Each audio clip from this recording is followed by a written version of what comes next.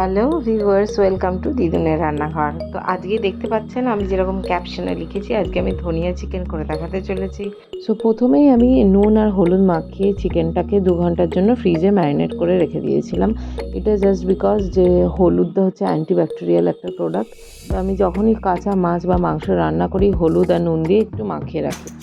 তো আপনারা এই প্রসেসটা করতে পারেন। এবং তারপরে আমি 150 গ্রাম ধনেপাতা নিয়ে নিয়েছিলাম বেটে, আর তার সাথে আদা আর রসুন বাটা একসাথে করে নিয়েছিলাম। তো এই 3টে পেস্ট মাখিয়ে নিলাম। তারপরে আমার কেটে রাখা 2টো বড় পেঁয়াজ, সেটাকে আমি একদম কুচি কুচি করে কেটে নিয়েছি। যেহেতু আমার বাড়িতে এই রেসিপিটা বাচ্চাও খাবে, তাই আমি ধনেপাতার সাথে একটাই কাঁচা লঙ্কা বেটে নিয়েছি।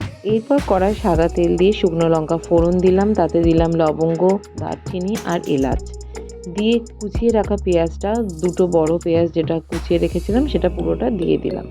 এটা একটু লাইট ব্রাউন করে ভাজতে হবে, আস্তে আস্তে করে এটা ভাজতে থাকুন। আর তেলটা গরম হওয়ার পরেই কিন্তু পেঁয়াজগুলো আস্তে আস্তে দিয়ে দিতে হবে কড়াইতে।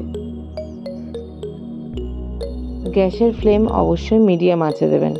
আচ্ছা, এবার বলে নিই কিছু কথা।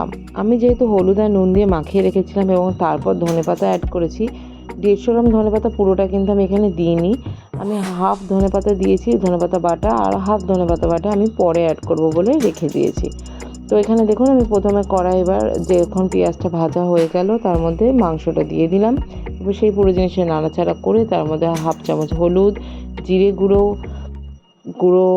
কাশ্মীরি গুঁড়ো লঙ্কা, নুন দিয়ে দিলাম। আচ্ছা, এখানে কাশ্মীরি গুঁড়ো লঙ্কাটা আমি জাস্ট অল্প কালারের জন্য দিয়েছি, এবং তারপরে যে বাঁচিয়ে রাখা যে ধনেপাতার পেস্টটা ছিল সেটাও দিয়ে দিলাম। তার সাথে আদা রসুনের পেস্টটা 1 চামচ অ্যাড করলাম।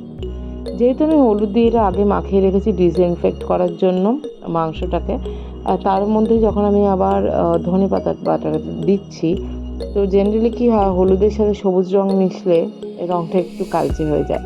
তাই আমার এই পুরো প্রসেসটাতে আপনি দেখবেন যে অনেকে এটাও আমাকে প্রশ্ন করতে পারেন যে ধনিয়া চিকেন কিন্তু গ্রিন নয়। তার কারণ হচ্ছে হলুদ আর এই ধনেপাতাটা মিশে গেছে বলে কালার আসেনি অতটা গ্রিন, বাট খেতে কিন্তু দুর্দান্ত হয়েছিল। এবং এটা আপনি একটা ডিসইনফেক্ট খাবার খাচ্ছেন। তো আমি সবাইকে এটাই বলবো যে সবসময় দেখতে সুন্দর খাবার তো আমাদের বাড়িতে দরকার নয়, আমাদের একটা হেলদি ফুডের দরকার। তো আপনারা এভাবেই এই রেসিপিটা ট্রাই করবেন, খেতে কিন্তু অনবদ্য হবে। তো যখনই এই মাংসটা নাড়ানাড়ি করার পর দেখলেন যে একটু তেল বেরিয়ে গেল, আমি যে মিক্সিতে ধনেপাতাটা বেটেছিলাম সেখানে অল্প জল অ্যাড করে সেই ধনেপাতার জলটাই আবার এখানে অ্যাড করলাম। উইথ সাম সাদা ওয়াটারও আমি দিয়েছি, নর্মাল ওয়াটারও দিয়েছি হাফ কাপ মতো দিয়ে পুরো জিনিসটা এবার ভাপে হতে দেবো। আঁচটাকে একদম স্লো করে দেবো। এরপর অল্প নাড়াচাড়া করতে পারেন, কিন্তু এটা 2বার মতো আপনাকে চাপা দিয়ে দিয়ে ভাপিয়ে মাংসটাকে নরম করে নিতে হবে। যেহেতু 2 ঘন্টা আমি আগেই নুন হলুদ দিয়ে ওটাকে ম্যারিনেট করে ফ্রিজে রেখেছিলাম 2 ঘন্টার জন্য, এটা অটোমেটিক্যালি অল্প নরমই ছিল, বাট তাও আপনাকে এটা চাপা দিয়ে রান্না করতে হবে। এবং লাস্টে 1 চামচ মতো গরম মশলা অ্যাড করে দিলাম, দিয়ে এটাকে নাড়াচাড়া করে আমাদের আজকের ধনিয়া চিকেন কিন্তু রেডি টু সার্ভ। আমরা এটা ডিনারে করেছিলাম, আর এটা রুটির সাথে উইথ স্যালাড আমরা খেয়েছি। অসাধারণ টেস্ট হয়েছে, আর ভীষণ নরম হয়েছিল, আর ধনেপাতার পুরো ফ্লেভারটাও পাওয়া যাচ্ছিলো। তাই আপনারা বাড়িতে এটা অবশ্যই ট্রাই করুন, আর যদি ভালো লাগে তাহলে অবশ্যই চ্যানেলটা সাবস্ক্রাইব করে নেবেন। Thank you for watching, by.